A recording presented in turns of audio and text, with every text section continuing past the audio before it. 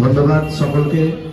আজকে শান্তিপুর ৩ নম্বর মণ্ডলের ভারতীয় জনতা পার্টির পক্ষ থেকে অন্যান্য সমস্ত রাজনৈতিক কর্মসূচির পাশাপাশি এমন একটি রাজনৈতিক কর্মসূচি নেওয়া হয়েছে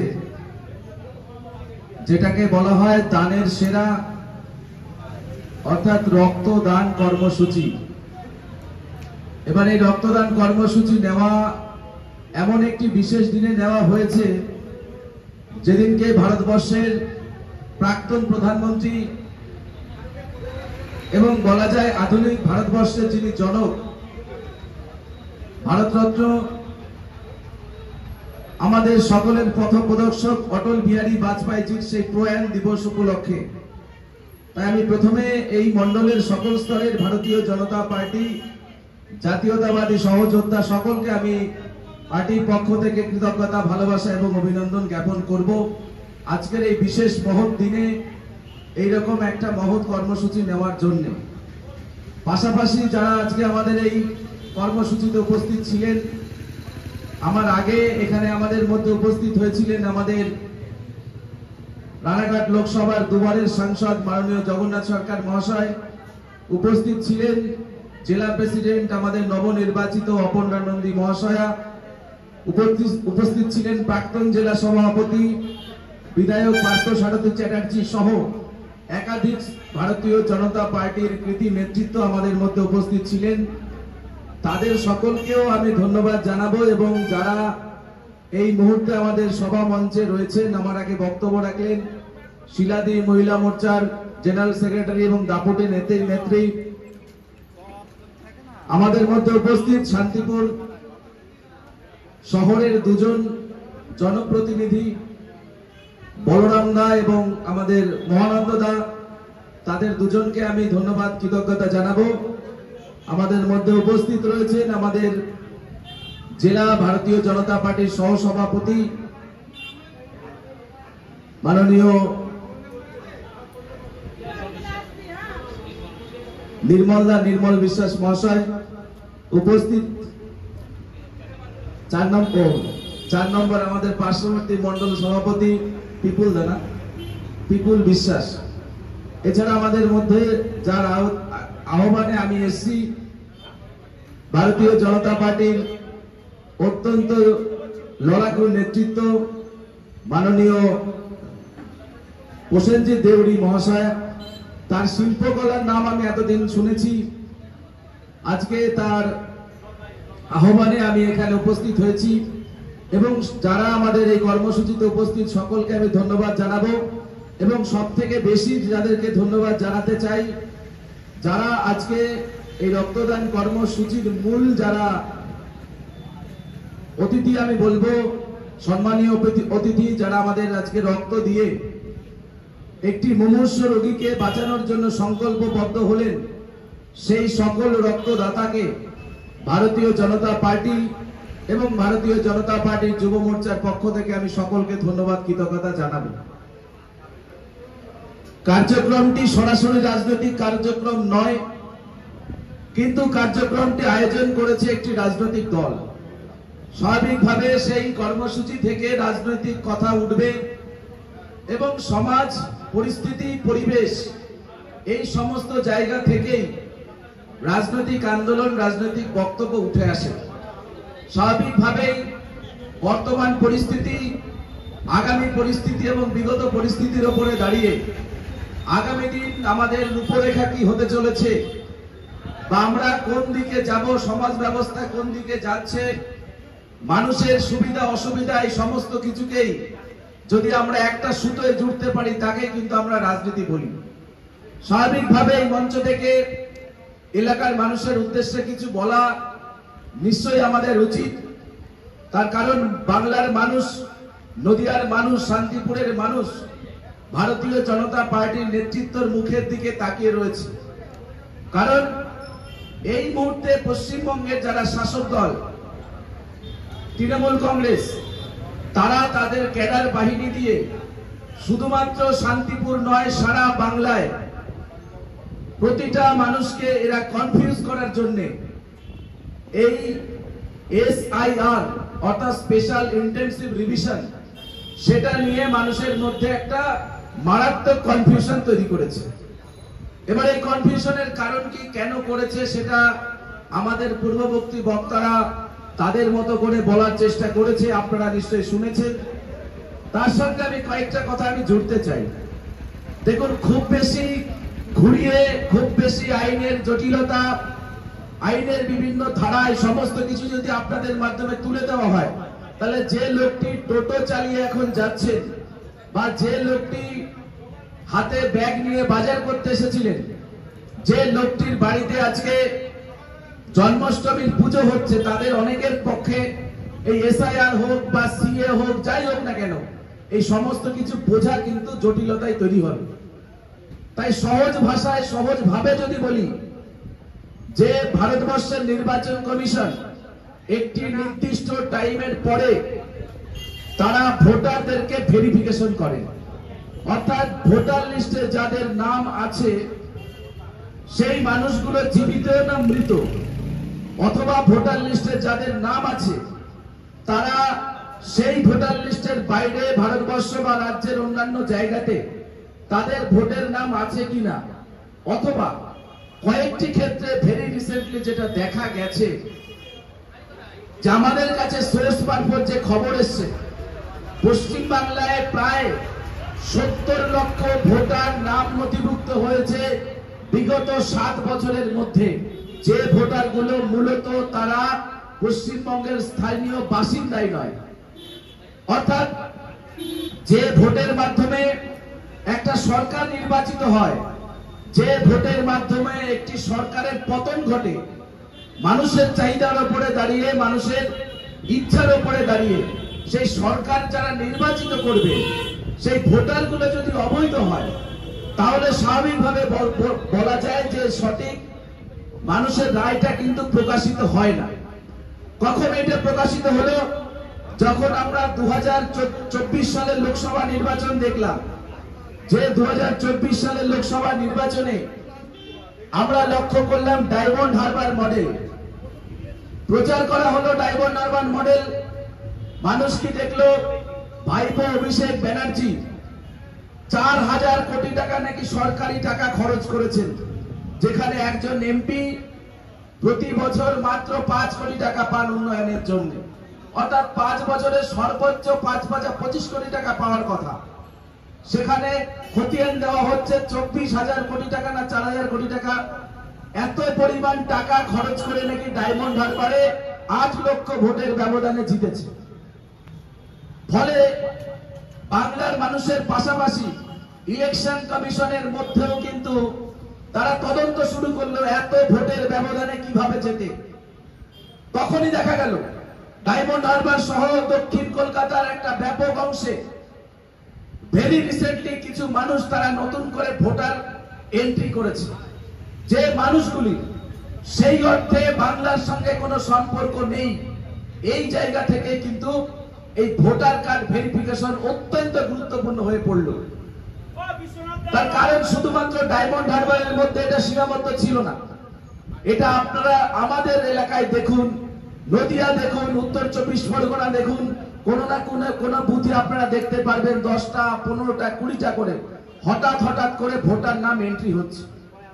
নতুন ভোটার কার্ড এন্ট্রি হলে আমাদের অসুবিধা নেই, কিন্তু সেই লোকটি যদি ভারতবর্ষের এবং পশ্চিম বাংলার যদি তারা বৈধ ভোটার না হয়, তাহলে কেন তারা ভোটের অধিকার পাবে? এই জায়গা থেকে নির্বাচন কমিশন তারা বেছে নিয়েছে যে কোন মানুষগুলি ভারতবর্ষের বৈধ ভোটার আর কোন মানুষগুলি ভারতবর্ষের বৈধ ভোটার নয়, তাদেরকে সেপারেট করতে হবে। তার জন্য স্পেশাল ইন্টেনসিভ রিভিশন। এখানে যারা বৈধ ভোটার তাদের তো ভাবার কোনো বিষয় নেই। তো এই বিষয়টাকে যদি বুঝতে হয়, আমরা যদি টোটাল বাঙালিকে দুটো ভাগে ভাগ করি, যে একরকম বাঙালি যারা স্বাধীনতা উত্তর পরিস্থিতির পরবর্তী কাল থেকে পশ্চিমবঙ্গের জল হাওয়ায় যারা বড় হয়েছে, তাদেরকেও আমরা বাঙালি ধরতে পারি। আর আরেক রকম বাঙালি আছেন যারা বাংলায় কথা বলেন, কিন্তু তাদের একটা বড় অংশ যারা স্বাধীনতার সময় বা তার কিছুদিন পরবর্তী সময় ভারতবর্ষের মূল ভূখণ্ডের সঙ্গে ছিলেন না, সেই দু ধরনের বাঙালি আমাদের পশ্চিমবাংলার রাজ্যে আছে। ফলে যারা সেই সময়ে পশ্চিমবঙ্গে ছিলেন না তাদেরকে দুটো ভাগে আমরা ভাগ করতে পারি।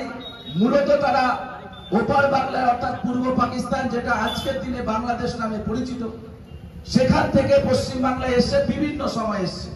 এই আসার বিষয়ে 1947 সাল থেকে আজকে 2025 এই লং টার্ম ধরে বাংলাদেশ থেকে বহু মানুষ কেউ পালিয়ে এসছেন, কেউ অত্যাচারিত হয়ে এসছেন, কেউ ইচ্ছাকৃত ভাবে এসছেন ব্যবসা বাণিজ্য করার জন্য। আর ভেরি রিসেন্টলি যেটা আসলো সেটা হলো মেডিকেল ফ্যাসিলিটিস পাওয়ার জন্য। ফলে এই সমস্ত মানুষগুলোকে যদি আমরা পরপর আলাদা করে দেখি তাহলে দেখতে পারবো ওপার বাংলা বর্তমান যেটা বাংলাদেশ, সেখান থেকে যারা এসছে সেখানে দু রকমের মানুষ আছে। এক রকমের মানুষ যাদের ধর্ম হিন্দু, আরেক রকমের মানুষ যাদের ধর্ম ইসলাম বা মুসলমান। যারা এবারে ধর্মীয় ভাবে যারা হিন্দু, যারা এপারে বাংলায় এসেছে, তারা 1947 সাল থেকে আজকে 2025 এই লং টার্মের মধ্যে কখনো 71 সালের পরে এসছে, কেউ 90-এর দশকে এসছে, কেউ তার পরে এসছে। এবারে যে মানুষগুলো এসছে তাদের সকলের জীবনযাত্রা, তাদের ইতিহাস, তাদের কাহিনী শুনুন। প্রত্যেকে দেখতে পারবেন ওপার বাংলায় কেউ ধর্মীয় ভাবে স্বাধীনভাবে তার ধর্ম পালন করতে পারেনি। ধর্ম পালন করা মানে ধর্মীয় রীতি রেওয়াজ, এই সমস্ত কিছু। ফলে তারা নিজের ধর্মকে বাঁচানোর লক্ষ্য নিয়ে নিজের উত্তরসূরিকে, হিন্দু ধর্মীয় ভাবাবেগকে কন্টিনিউ করার জন্য তারা কিন্তু হিন্দুদের হোমল্যান্ড ভারতবর্ষে এসেছিল। ফলে সেই মানুষগুলোকে ভারত সরকারের উচিত ছিল তাদেরকে শরণার্থী যে ইউনেস্কোর সংজ্ঞা আছে সেই ইউনেস্কোর সংজ্ঞা অনুসারে শরণার্থীর তকমা দিয়ে ভারতবর্ষে নাগরিকত্ব দেওয়া। কিন্তু আমরা ভারতীয় জনতা পার্টি বাদ দিয়ে অন্য অনেক সরকার দেখেছি, কোন সরকার কোনোদিনও এই মানুষগুলোকে সঠিকভাবে নাগরিকত্ব দেওয়ার জন্য তারা চেষ্টা পর্যন্ত করে না। তাই আমরা দীর্ঘদিন ধরে ভারতীয় জনতা পার্টির কার্যকর্তা, কর্মী, সমর্থক আমরা চেষ্টা করেছিলাম যাতে অন্তত আমাদের দল যদি ক্ষমতায় আসে তাহলে ওপর বাংলা থেকে যে লক্ষ লক্ষ মানুষ নিজের ভিটে বাটি সমস্ত কিছু ছেড়ে দিয়ে এক কাপড়ে চলে এসেছেন, যেটা গতকালকে মমতা ব্যানার্জি স্বীকার করলেন, সেই সমস্ত মানুষগুলোকে আমরা নাগরিকত্ব দেওয়ার জন্য নাগরিকত্ব সংশোধনী আইন 2019 সালে পাশ করা হয়েছে। ফলে আপনারা বুঝতেই পারছেন যে মানুষগুলি ওপার বাংলা থেকে এপার বাংলায় এসেছে, মূলত যারা হিন্দু, তাদেরকে নিঃশর্তভাবে নাগরিকত্ব দেওয়ার জন্য ভারতীয় জনতা পার্টি একমাত্র রাজনৈতিক দল, বা বর্তমানে কেন্দ্র সরকার যেটা নরেন্দ্র মোদীজির নেতৃত্ব দিচ্ছেন সেই সরকার দৃঢ় প্রতিজ্ঞ। তো সেই জায়গায় আমরা দেখছি এই এসআইআর এর নাম করে করে মানুষকে একটা দ্বিধার মধ্যে ফেলে দিচ্ছে শাসক দল। এবার এর মধ্যে রাজনীতি আছে, এর মধ্যে ক্যালকুলেশন আছে, এর মধ্যে হিসাব আছে। তার কারণ তারা জানেন যে এইভাবে যদি আমরা কনফিউজ করে দিতে পারি তাহলে যে মানুষগুলোর নাগরিকত্ব দরকারও নেই তারাও টেনশনে থাকবে যে তাদেরও আদেও কতগুলো কাগজ দিতে হবে, কার বার্থ সার্টিফিকেট লাগবে, কে কোন সার্টিফিকেট লাগবে, হাজার কথা তারা বলছে। কিন্তু আপনাদের উদ্দেশ্যে খুব সহজ ভাবে বলি, যারা দীর্ঘদিন ধরে এপার বাংলায় এসেছেন, যাদের জন্ম 87 সালের আগে, তাদের তো কোনো রকম কোনো ডকুমেন্টস লাগার কোনো প্রশ্নই নেই।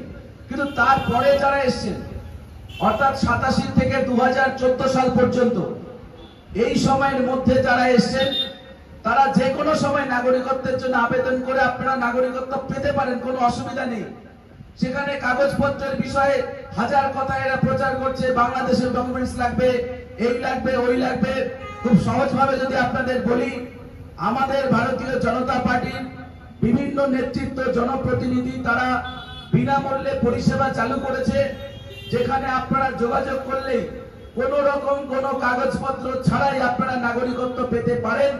যত কাগজ লাগবে সেই কাগজ এনে দেওয়ার দায়িত্ব আমাদের ভারতীয় জনতা পার্টির নেতৃত্ব। ফলে এটা নিয়ে কনফিউশনের মধ্যে যাওয়ার দরকার নেই। তার পাশাপাশি আমি বলবো, এসআইআর যেটা এখন ভোটারদেরকে ভেরিফিকেশন করা হবে বাড়িতে বাড়িতে গিয়ে, সেটা নিয়ে তো আরো কম পরিমাণ চিন্তিত হওয়ার কথা। কারণ যে ডকুমেন্টস গুলো লাগবে তার মধ্যে একটা উল্লেখযোগ্য ডকুমেন্ট হলো ব্যাংকের বই। কিন্তু আমার মনে হয় পশ্চিমবাংলা সহ ভারতবর্ষের বেশিরভাগ মানুষেরই ওই নির্দিষ্ট টাইমের মধ্যে ব্যাংকের অ্যাকাউন্ট আছে। ড্রাইভিং লাইসেন্স আধার কার্ডকে এখন বলেছে ভ্যালিড, এটা নিয়ে তৃণমূল অনেক লাফালাফি করছে যে আধার কার্ড তো নির্বাচন কমিশন বলেছিল ভ্যালিড নয়, সেটা নিয়ে অনেক কথা হতে পারে, আমি সেই বিষয়ে যাচ্ছি না। শুধু সহজভাবে আমি যেটা বললাম আপনাদের, এসআইআর বা ভোটার ভেরিফিকেশন এর আগে হয়েছে, 2002 সালে হয়েছে, তখন সিপিএম সরকার ছিল, তারা কিন্তু করেছে এবং সেই সময় এত আলোচনা হয়নি, এত আন্দোলন হয়নি, এত আলোড়ন হয়নি। কেন হয়নি? কারণ তখন সিপিএম ক্ষমতায় ছিল, বিরোধী অবস্থানে ছিল তৃণমূল কংগ্রেস, জাতীয় কংগ্রেস। ফলে সেই সময় এত চিন্তা হয়নি। তার একটা বড় কারণ যে সেই সময় এত রোহিঙ্গা মুসলিমদেরকে বাংলায় জায়গা দেওয়া হয়নি। পাশাপাশি এত বড় বাংলা থেকে মুসলিম যারা এখানে ব্যবসা করার জন্য, যাদের সংখ্যা আজকে প্রায় 40 লক্ষ, ভারত সরকারের কাছে যা তথ্য আছে প্রায় 40 লক্ষ, যারা বৈধ এবং অবৈধ দুটো ভাবেই ভারতবর্ষের বিভিন্ন জায়গায় পশ্চিমবাংলা থেকে ভোটার কার্ড, আধার কার্ড বানিয়ে তারা ভারতবর্ষের বিভিন্ন জায়গায় তারা কাজ কাম করে খাচ্ছে। ফলে ভারতবর্ষের অর্থনৈতিক অবস্থা, ভৌগোলিক অবস্থা, সামাজিক অবস্থা, পাশাপাশি আমাদের রাজ্যের ভবিষ্যৎ প্রজন্মকে যদি সিকিউর করতে হয়, প্রত্যেকটা মানুষের এই এসআইআর করা উচিত। আপনাদের কাছে আমরা বলবো এসআইআর নিয়ে কোনো চিন্তা করবেন না। আমাদের প্রতিনিধি, ভারতীয় জনতা পার্টির প্রতিনিধি আপনাদের প্রত্যেকের পাড়ায় যাবে। যেখানে যত হিন্দু পরিবারের মানুষ আছেন তারা হয় স্থানীয় ভারতবর্ষের নাগরিক অথবা তারা কোনো সময় উদ্বাস্তু হয়ে ভারতবর্ষে এসেছেন, এই দুটোই কিন্তু ভারতবর্ষের বৈধ নাগরিক। সুতরাং আপনাদের চিন্তা করার কোনো বিষয় নেই। যত কাগজপত্র, যত ডকুমেন্ট, যত এভিডেন্সের দরকার আমাদের সম্মানীয় নেতৃত্বের সঙ্গে আপনারা যোগাযোগ করবেন। কারোর কোনো অসুবিধা হলে তার দায় আমরা ভারতীয় জনতা পার্টির পক্ষ থেকে নেব। আমাদের নেতারা বলেছে, আমরাও বলছি যে এই শান্তিপুর সহ নদিয়া জেলার কোনো হিন্দু মানুষের যদি ভোটার লিস্ট থেকে নাম কেটে যায়, তার জন্য যতটা লড়াই দেওয়ার দরকার ভারতীয় জনতা পার্টির নেতৃত্ব সর্বোচ্চ লড়াই দেবে। আমাদের দায়িত্ব, আমাদের কর্তব্য 100% হিন্দুদেরকে ভারতবর্ষের ভোটার লিস্টের যে নাম নথিভুক্ত হবে সেখানে 100% হিন্দুদেরকে নাম নথিভুক্ত করানোর দায়িত্ব আমাদের। এটা নিয়ে কেউ চিন্তা করবেন না।